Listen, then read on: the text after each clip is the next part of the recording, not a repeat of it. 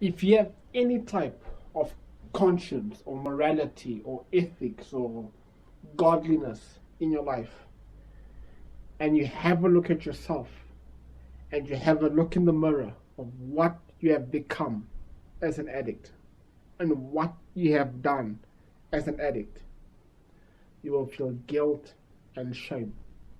And that's one of the things that till today I feel when I have a look at myself in the mirror.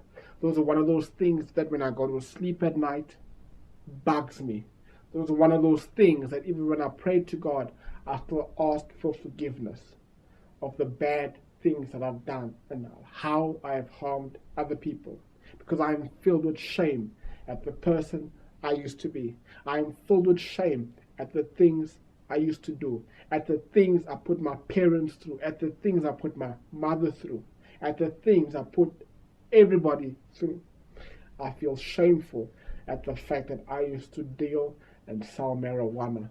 I still feel shameful about how disruptive I was at school and how I deprived other children of education.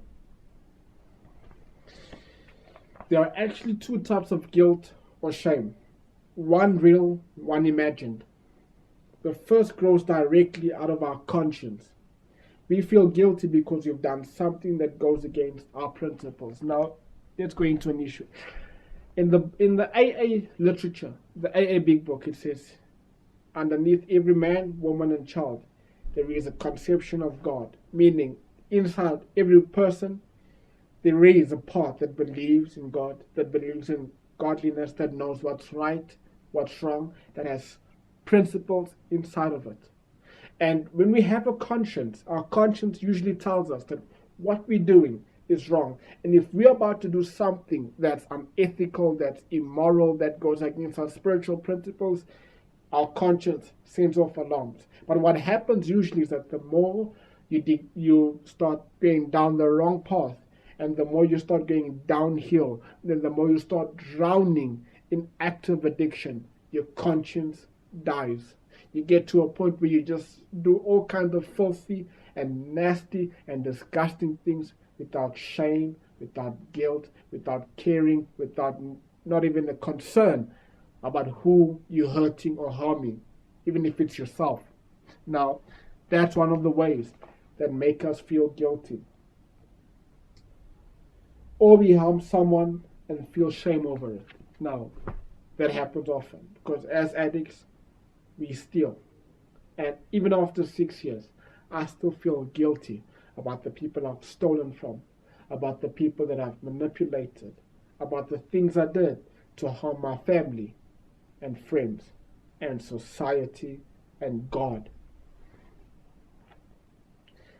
Imagined guilt results from any number of situations that are not our fault, situations that we had no part in creating. And we see this a lot in rape victims, that they feel guilty about being raped and they somehow think that it's their fault. I just want to say to you clearly, it is not your fault that you are molested. It is not your fault that you've been raped. It says nothing about you. It says nothing bad about you. It doesn't make you a bad person. It does not make you a despicable person.